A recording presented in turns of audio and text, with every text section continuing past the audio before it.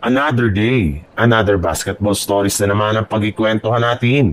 At ngayon nga ay ang pag-uusapan natin ng balitang may problema nga daw ngayon ang Los Angeles Lakers kay DeAndre Ayton at ang game preview ng Golden State Warriors laban sa Denver Nuggets.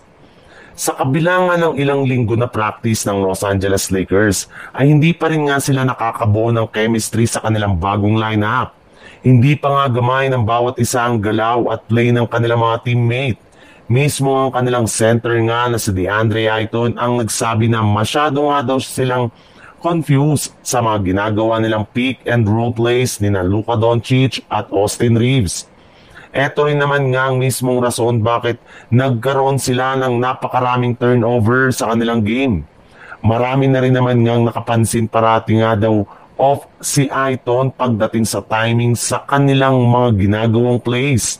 Kaya it's either nagkakaroon sila ng turnover o di kaya nagkakaroon sila ng mga bad shots. Kaya isa nga sa ganitong klaseng problema na dapat nilang ayusin ng Lakers sa mga susunod na araw kung gusto man nila na makabawi sa kanilang next game. At kung sakali man nga na hindi pa rin gumawa ang kanilang play, ay maaari nga daw na kumuha na lang sila ng bagong center na marunong sa mga pick and roll plays kagaya ni Nick Claxton mula sa Brooklyn Nets. Inaasahan rin naman nga na magiging available ito sa trade market ngayong season kaya maaari talaga siyang kunin ng Lakers. Sa ibang balita naman, pagkatapos nga na manalo ng Golden State Warriors sa kanilang game noong nakarang araw laban sa Los Angeles Lakers, ay kakalabanin na rin naman nga nila ngayong araw ang kupunan ng Denver Nuggets sa loob ng kanilang home court na Chase Center.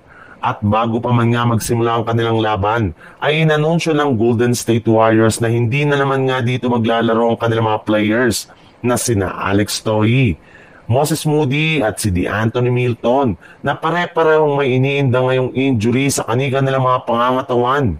Habang pagdating naman ng Denver Nuggets, lahat nga ng kanilang mga players ay available at healthy sa kanilang game ngayong araw.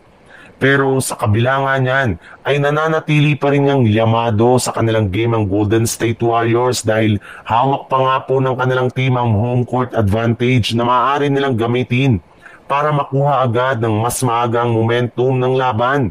Sadyang kailangan lamang nga nila ngayon na mag-ingat since iba pa rin naman nga ang lakas ngayon ng Denver Nuggets.